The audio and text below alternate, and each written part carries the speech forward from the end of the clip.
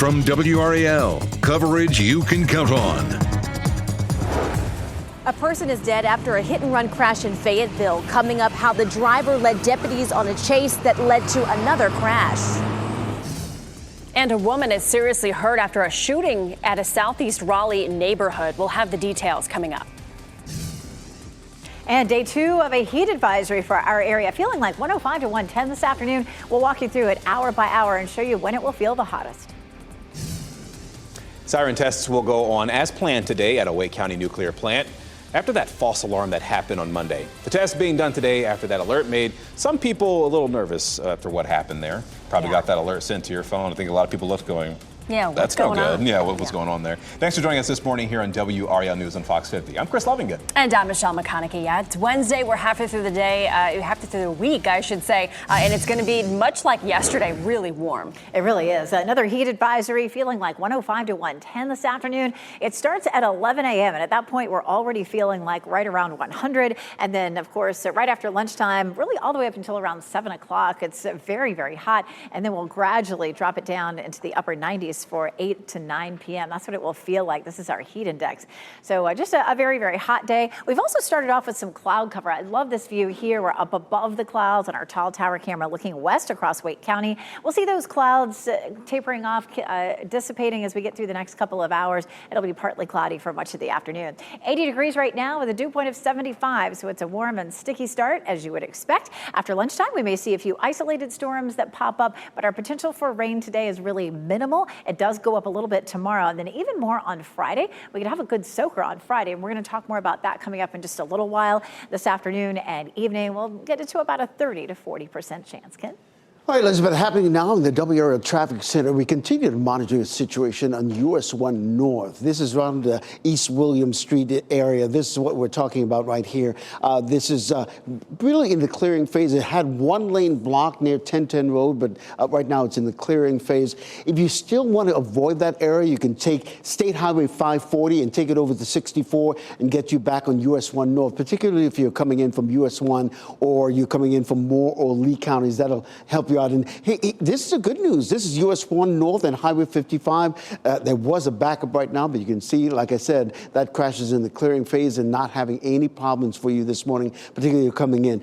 These crashes that you're seeing on the sensors, right now they're in local roads, not causing any major problems for your commute this morning. I-540 has been a troubled spot this morning. There was a crash earlier this morning on Falls of News and I-540, but that's clearing up. But this is usually probably just the morning congestion that we're seeing this morning. And elsewhere, we've seen that bumper-to-bumper traffic building in those westbound lanes coming in from Johnston County on I-40. All right, thank you, Ken. Breaking news this morning in Raleigh. A woman was seriously hurt during a shooting in a neighborhood off Sunnybrook Road. WRAL's Nick Perlin was there in the WRAL Breaking News Tracker. Raleigh police had this stretch of Wood Meadow Parkway taped off for roughly 5 hours as they investigated an early morning shooting that left one woman seriously injured. Now, I do want to get you to this video from the WRAL Breaking News Tracker just so you can see how far Raleigh police had this crime scene taped off. You can see that police tape blocking off the area. That's roughly a quarter mile from where the shooting actually happened on Blue Ribbon Lane. We do know one woman was seriously hurt in this shooting. We are told she is expected to recover, but at this point in time, there's still several questions we're asking Raleigh police. We're still trying to figure out what exactly led up to this shooting and if they know who fired those shots. As more information becomes available, we'll be sure to update you. In Raleigh, Nick Perlin, WRAL News. A person was killed because investigators say a car hit them in Fayetteville. That crash happened on Murkison Road. WRAL's Kelsey Coffey is at that crash scene this morning. And Kelsey, there are just so many different elements to this story. Chris, there really is, and deputies have since cleared the scene. This is much different than what it looked like a few hours ago. Let's take you to video now from the WRAL Breaking News Tracker from after that crash. We're going to give you a breakdown now of what happened just after 10 last night. A driver was speeding near a deputy on Murkison Road. The deputy tried to catch up with the driver, but they kept speeding and hit a person. The deputy stayed there to help, but the person later died. Another deputy came in to find the driver. Then the driver led the second deputy on a chase. The chase ended in a crash at Langdon and Ramsey Street. Deputies were finally able to track down the driver after that crash. The driver was arrested, and this morning we're working to find out what charges they could be facing. Kelsey Coffey, WRAL News, live in Fayetteville. A man is facing an animal cruelty charge because Cary police say he left a dog in a hot car. Paul Fisher, III of Elm City, was charged on Tuesday. Police say he intentionally left the dog in the car. WRAL is working to learn more about how that dog is doing. Fisher is due in a Wake County courtroom later today. Covering Wake County, do not be alarmed when you hear the sirens near the Harris nuclear plant in Wake County today. It's a test that's happening because sirens unexpectedly went off Monday morning. You may have even got that alert on your phone, maybe even your tablet too. WRAL's Laura Levine explains this is a regularly scheduled test after that false alarm. We're here outside of the Jordan Point neighborhood, less than 3 miles away from the nuclear plant. And when these sirens went off on Monday, it certainly caused some confusion and panic for the people who lived here. So Duke Energy and Wake County officials want to remind the community they will test sirens as scheduled today around the Harris nuclear plant here in Wake County. Today's testing will be a 5 to 30 second test between 10 and 11 this morning. Some sirens may get tested more than once. Officials say on Monday, while Duke Energy was conducting routine silent testing of sirens around the plant to ensure their proper functioning, a small number of sirens in the 10-mile emergency planning zone inadvertently went off. Wake County Emergency Management explains the sirens are an initial alert for residents and not necessarily cause for immediate evacuation. In our neighborhood, we've got a lot of congestion around us with all the construction around, and I think a lot of people are just like, we don't have the information. We don't know what to do. We didn't see any evacuations. People didn't actually take it seriously. So it is very concerning that it doesn't really feel like this is well put together. And question still remains today on what exactly caused the sirens to go off on Monday. Duke Energy is still investigating. Laura Levine, WRAL News in New Hill. Today, the Cumberland County Schools Board will vote on a new school resource officer agreement with the town of Hope Mills. The town police department will need to provide officers to serve in SRO positions. This is happening because the Cumberland County Sheriff's Office announced that it would no longer provide deputies to schools in Hope Mills. The meeting starts at 1 o'clock this afternoon. Some people living in North Raleigh say things are becoming increasingly concerning, rather, about safety, especially at night. That's why they're sharing those concerns with Raleigh police to try to find solutions. Police hosted a community meeting last night at the Millbrook Community Center. Officers noted that road rage incidents and car thefts are up in North Raleigh. We do focus on a lot of strategic areas. So if we see an uptake in crime, we're going to address it with the officers, whether it's the beat officers, whether it's a specific unit. They're going to get out in the area and address those issues based on the intelligence-led information that we get. Officers also shared an update about the Connect Raleigh program. This allows police to tap into footage from private security cameras if people allow this. So far, police have access to about 900 cameras. A 14-year-old lifeguard trainee is recovering from a shark bite. Coming up, hear him recount the moments that he realized a shark was in the water with him. Plus, extreme heat is affecting many places across the country. We're looking at the problem this is causing, from glass shattering to lower cow milk production. And of course, we're one of those spots today. We're back to another heat advisory, high temperature 96, but feeling like up to 110 this afternoon. There's some brief relief heading our way. A cold front will stall here and bring us a good chance for rain on Friday and cooler temperatures. I'll show you how much rain we can see coming up.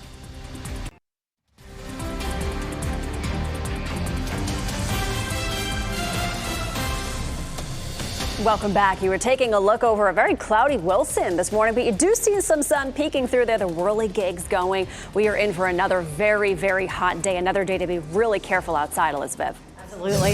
The sunshine, of course, starting to break out of some of those clouds. You can see partly cloudy skies there in Goldsboro. Fairly clear in Apex. You can see a good bit of cloud cover there in Chapel Hill, courtesy of Top of the Hill Restaurant. The same thing there in Fayetteville. We're seeing those clouds starting to break up a bit, and we'll see partly cloudy skies for most of the day today. Let's take a look at the big picture. This low pressure system, or the remnants of Beryl, pushing a lot of rain on up into the Great Lakes right now. And of course, we missed all of it. It stayed well to our west, but there is a front that is trailing the low that was Beryl, and that will push in into our area tomorrow. That's going to bring a better chance for some scattered thunderstorms east of the Triangle area tomorrow. And then we'll see a wave that rides up that front on Friday. And that's going to bring everybody a good chance for rain. This is a look at our afternoon potential for showers and thunderstorms ahead of the front. It's small, about a 30 to 40% chance. And then the front moves in and stalls over us on Thursday. Notice the showers and thunderstorms are all closer to the coast. Now, one or two may pop up over us, but we'll have a better chance for rain east of I-95. And then that front sits there and a low begins to develop along it.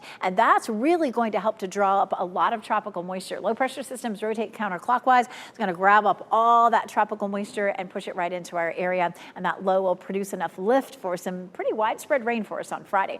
Today, our potential for rain is limited. Thursday, it's east of I-95. So we're holding our hopes on Friday. Take a look at the difference in rainfall totals that we might see. Probably around 1/10 of an inch on an average today, and then an average of 1/4 to 1/2 an inch on Thursday, but most of that would be east of I-95. And then 1 to 2 inches on Friday, and that could produce some isolated flooding. So most of the viewing area under a level 2 risk for flooding, not severe storms. Not that we couldn't see 1 or 2, but that's a risk for flooding. So I'll recap Friday for you. We're looking at a front with a low moving up it, and that's when widespread rain is likely and localized flooding is certainly a possibility. The hurricane season, of course, is taking the tropics anyway, a little bit of a break now that WRAL has dissipated for the most part.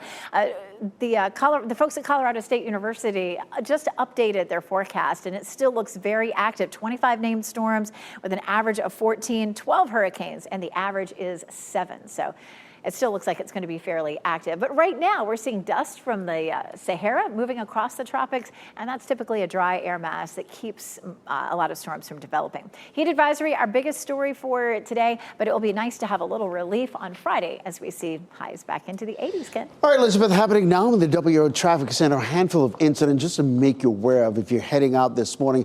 First off, let's start with this crash that we've been monitoring this morning on the eastbound lanes of I-440. Just a disabled vehicle, really, in those eastbound lanes. Eastbound lanes are moving. Look at the westbound lanes. That's the usual morning congestion that we see on the Beltline this morning, but that disabled vehicle not causing any problems for you this morning.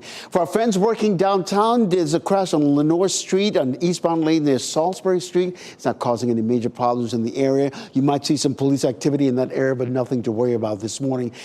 We are monitoring a serious crash on Blue Ridge Road in the southbound lanes near Western Boulevard, not far from the station, but you can see from our sensors we're not picking up any delays in that area. But again, watch for some police activity if you happen to be driving through that neck of the woods. Another serious crash we've been monitoring, this one on Highway 42 in the eastbound lane near Old Stage Road, not causing any problems in that area, but just keep that in mind. And again, you'll see some police activity in that area. Elsewhere around the Triangle, we're seeing the usual trouble spots building on the Beltline, the north side of the Beltline. That's the usual morning congestion, as well as the south side of the Beltline this morning. Always give yourself some extra time heading out. Thanks, Ken. Today, the NAACP Raleigh Apex branch will hold a press conference to call for an investigation into the prosecution of Henderson Atwater. Atwater from Holly Springs was charged with a series of pellet gun shootings in 2020. Deputies say that he targeted moving cars. None of these shootings were fatal. In August of 2023, the case was declared a mistrial after Atwater had already spent 2 years in jail. He was then arraigned again on the same charges in January, with a trial scheduled for July 22nd. The NAACP's news conference will happen at 10 o'clock this morning at the Legislative Building. A tornado ripped through southern Indiana yesterday. This right here, it left the destruction, a path there, in fact. In this video, you can see that massive funnel cloud passing through the city of Mount Vernon. That's near the borders with Illinois and Kentucky. At least 19 homes and several other buildings were damaged. You can see that here on your screen. But so far, no injuries have been reported. The tornadoes were a result of the remnants of what was Hurricane Beryl. Now look at this train right here. It derailed after the tornado tore through that area, but it's unclear if the storm is what caused this or what the train may have been carrying, but you can clearly see this train's tipped over. Jeff Hogan in the WRAL Live Center. A disturbing headline here you can find on WRAL.com right now. Happening in London. A manhunt is underway for a man suspected of using a crossbow to kill 3 women. I want to give you a picture of this man right now. This is what we have. 26-year-old man, Kyle Clifford. He is wanted by police in connection with the deaths of 3 people killed last night. He's accused of being armed with a crossbow and possibly some other weapons. Police were called to a house in London last night where they found 3 women seriously injured.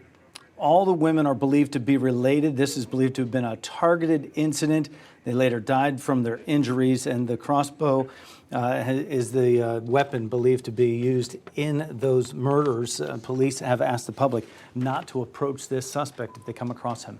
That's shocking. Thanks, Jeff. A groundbreaking is happening today for new housing for young people transitioning out of foster care. The new housing will be called Hope Village at Method. It's a joint project between CASA and the Hope Center at Pullen. It'll consist of 9 one-bedroom units for youth aging out of foster care, and the groundbreaking ceremony gets started at 9:30 this morning. More than 20 states are under heat alerts today, but some of the effects just might affect them there. Around Las Vegas, it's so hot, glass has been shattering. The heat also makes the air less dense, and that can affect aircraft. The National Park Service says that recently prevented a helicopter rescue in California's Death Valley recently. Airlines have changed Las Vegas flight times to cooler hours of the day. Leaders in Oregon say the heat is contributing to smog there. Plus, experts say cows are making less milk because of this.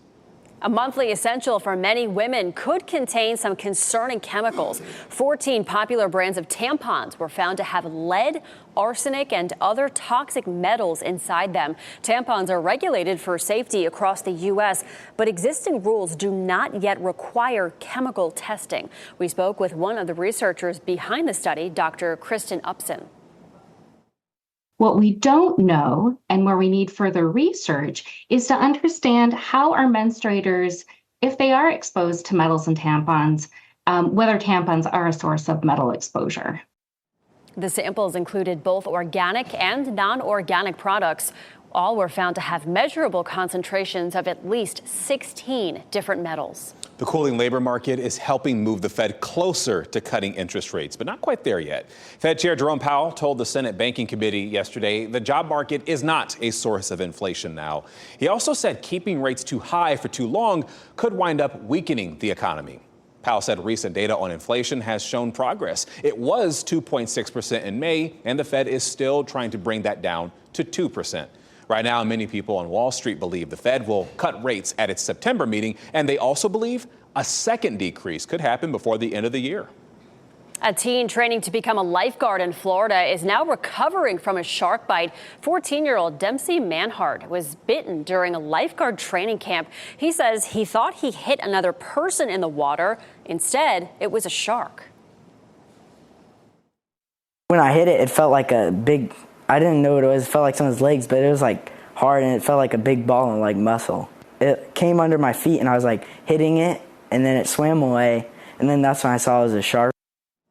He needed 17 stitches, but he says this isn't going to stop him from getting back in the ocean. He plans to continue his training once he heals. I hope he heals up quick. Public school students in Virginia will soon be banned from using cell phones in class this school year. The governor issued an executive order to make this happen. That order requires the state's Department of Education to create policies to restrict or ban cell phones for all grade levels. He called the order essential and says the ban will promote a healthier and more focused educational environment. The new policies are expected to be in place January 1st. A rare surgery is giving one man his voice back after cancer took away his ability to speak. Sean Langiel takes a closer look at how the voice box surgery is offering hope for similar patients. Cancer once robbed Marty Keating of his ability to speak, but thanks to an extremely rare operation, the 59-year-old's voice has been restored. I want people to know this can be done, and it's a process, but it's worth it. Doctors at the Mayo Clinic in Arizona removed Keating's cancerous larynx, an organ inside the neck that contains the vocal cords, and replaced it with a larynx from a donor.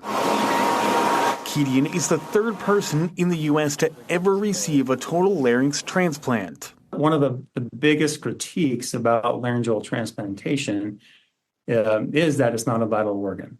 And what they mean by a vital organ is that you can live without it. But Dr. David Lott says his patients argue this procedure is critical to bettering their quality of life. My patients tell me, yeah, I may be alive, but I'm not really living. And so to me, if you look at it from that perspective, being able to give that gift back to somebody, to me, that really is a vital organ. Cancer is one of the biggest reasons behind larynx removal. The American Cancer Society says more than 12,600 people will be diagnosed with some type of laryngeal cancer this year alone. Kedian surgery is part of a new clinical trial where doctors hope to learn more about the surgery so more patients can benefit from it in the future. For the first time since the surgery, I could talk to my 82-year-old mother on the phone, and she could hear me. 9 other people will be enrolled in the trial going forward. That was Sean Langiel reporting there. Well, coming up for us, Duke Energy will test sirens this morning at nuclear plants. It's after the false alarm on Monday.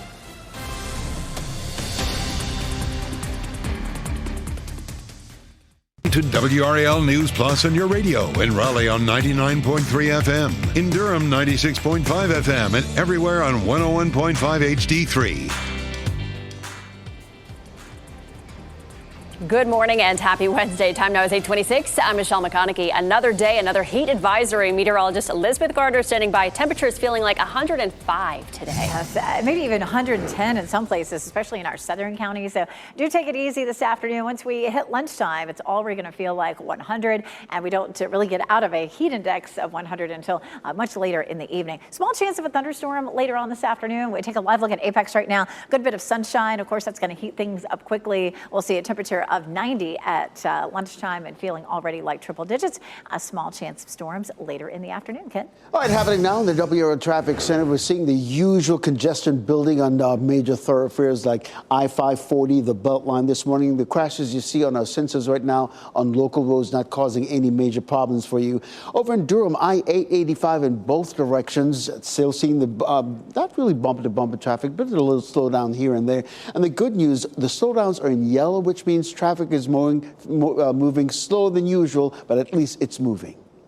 All right, thanks, Ken. A person is dead after being hit by a car in Fayetteville last night. The Cumberland County Sheriff's Office says a car sped past a deputy. They say that the speeding car then hit someone. Another deputy tracked down that car and initiated a chase. The speeding driver hit another car before stopping. Deputies arrested that driver.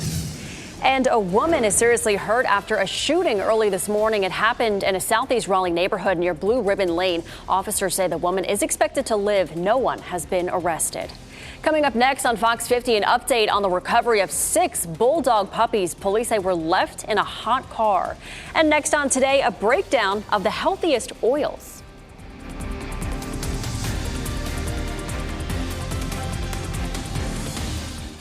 News from WRAL. Coverage you can count on.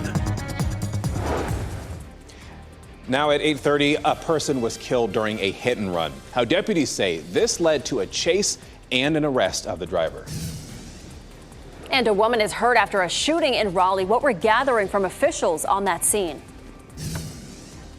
And day 2 of a heat advisory. It'll feel like 105 to 110 this afternoon. We'll walk through the hour-by-hour feels like temperatures coming up. Don't be alarmed. Sirens will go off again here near the Harris nuclear plant today, this time on purpose. Just ahead, what residents need to know about the testing today after a scare on Monday. All right, we are halfway through the week. It is Wednesday. A lot of stories we're going to be covering here in WRAL News on Fox 50 here at our 8:30 half hour. I'm Chris Lovington. And I'm Michelle McConaughey. Thanks for joining us. We're in for another really hot day. These feels like temperatures, Elizabeth. Oh, my goodness. Oh, yes. Second day in a row of a heat advisory, but we do see a little bit of relief over the next couple of days, and I'll explain that coming up. But do take it easy again. One more day. Heat impacts on your body are cumulative, so the more days in a row you're exposed to this high heat, the more likely you are to succumb to some heat-related injuries. 100 is what the heat index will be at lunchtime, and we don't get out of the triple digits until around 8 p.m. So the advisory is from 11 a.m. to 8 p.m. So it's most of the day where it will feel like 105 or even hotter in some spots. We take a look, a little bit of a breeze here on Fayetteville Street, which is nice. We're seeing partly cloudy skies here in downtown Raleigh, but it is sticky and warm, 80 degrees with a dew point of 75. That's a lot of moisture in the atmosphere. That moisture in the atmosphere with a little bit of heat could pop up a few isolated storms later this afternoon, but we're not looking at much coverage of that today. We'll have a chance of some scattered storms east of the Triangle on Thursday, and then some widespread rain on Friday.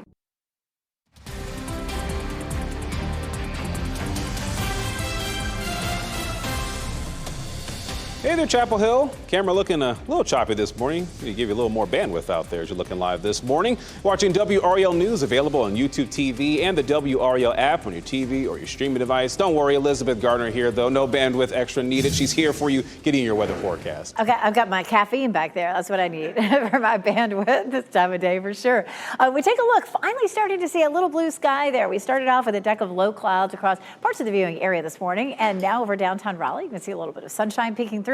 You know what that means, though? Temperatures are going to start to climb pretty quickly. 80 degrees right now. Our winds are south at 7. Just a little light breeze out there for us this morning. We're going to hit 90 degrees by lunchtime, but by lunchtime it will also feel like 100 with the heat index.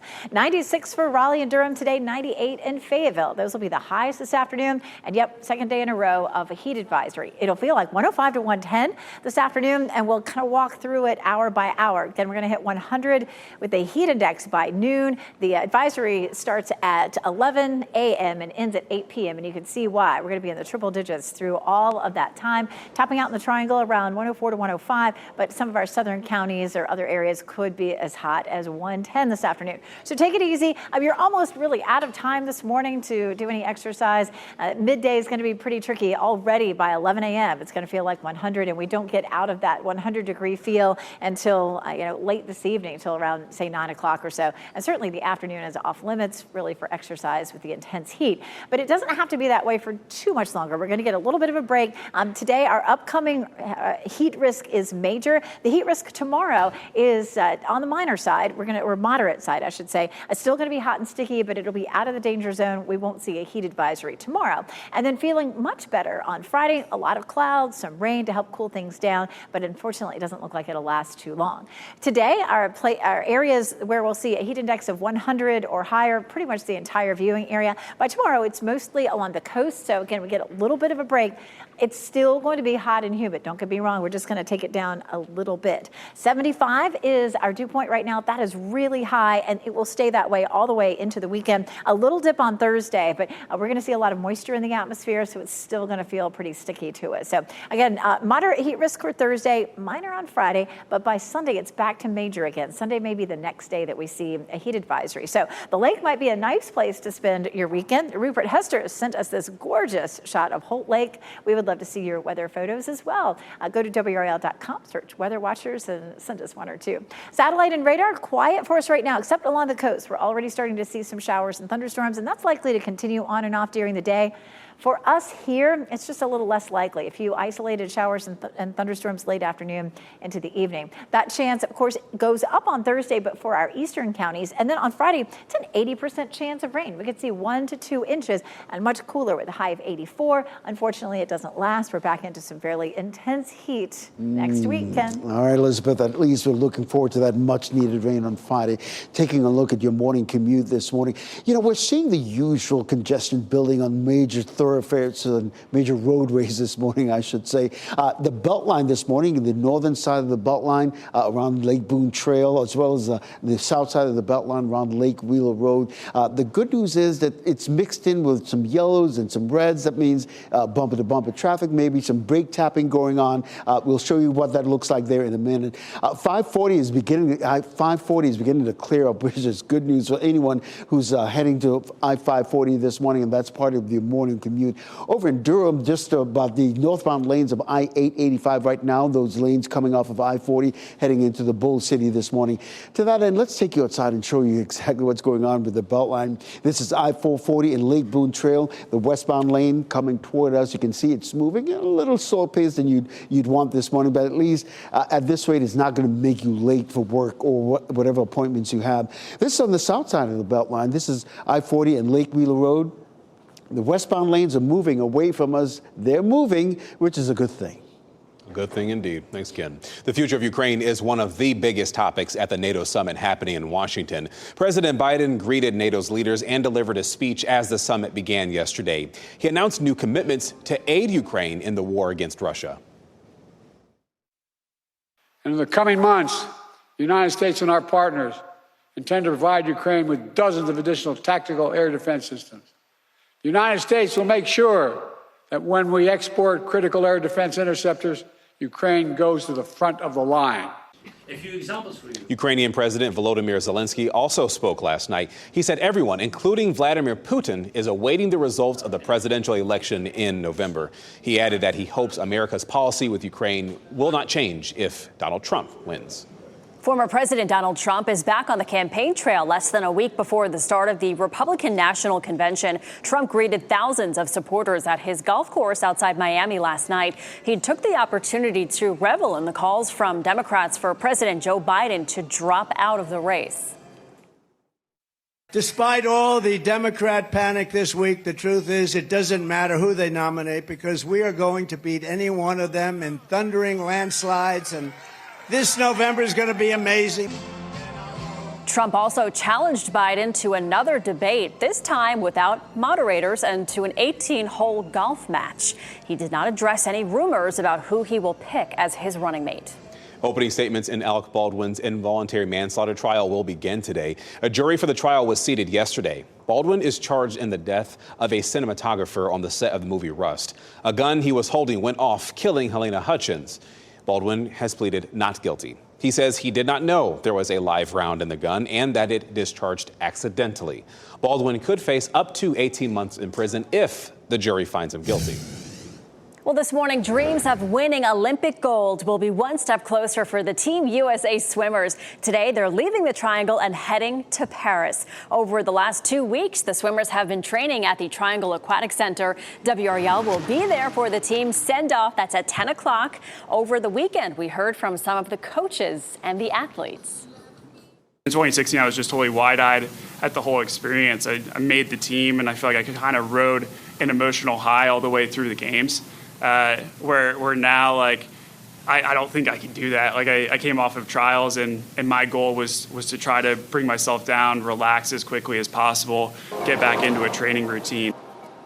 And WRAL is your home for the Summer Olympics. Liz McLaughlin will be in Paris bringing you live reports. We'll also have live coverage all day from July 26th to August 11th on WRAL. Today in entertainment news, two very different sneak peeks and the latest film for an Oscar-winning actress. Here's David Daniel with the Hollywood Minute. You have something in you. I knew it from the start. Did you know? Rage. And rage is your gift. Whose head could I give you that would satisfy this fury? The entire Roman armies. Too much.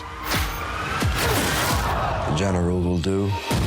The first trailer is out for Ridley Scott's Gladiator 2, starring Paul Mescal, Pedro Pascal, Connie Nielsen, and Denzel Washington.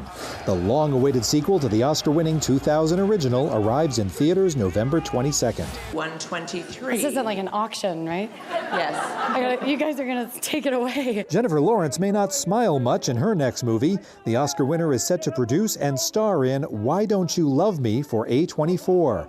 It's being adapted from a graphic novel described as a pitch-black comedy about marriage, alcoholism, depression, and mourning lost opportunities. Good morning, Bikini Bottom! Good morning, Sandy! It's not a good morning for long in Saving Bikini Bottom, the Sandy Cheeks movie. When their home is scooped out of the ocean, Sandy and SpongeBob head to the surface to save the town.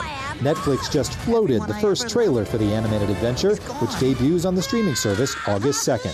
Believing in myself in Hollywood, I'm David Daniel. Goodness, SpongeBob's still going. Love it. A new place to grab a drink with a view is coming to Raleigh. WRAL will sit atop the Hyatt House Hotel in the Seaboard Station neighborhood. The venue will feature an outdoor bar with fire pits, a lounge, and full pit service. I think this is the summer I turned pretty. There we go. That was a Amazon Prime video you saw there. This is the photo we're looking for this morning. You can see this is a concept design once it's all finished and open for customers. Looks pretty good. All right, before we go to break, just in case you may have missed it, we do have your winning lottery numbers. That is again for Tuesday, July 9th. We'll come back with an update on weather and traffic. That's next.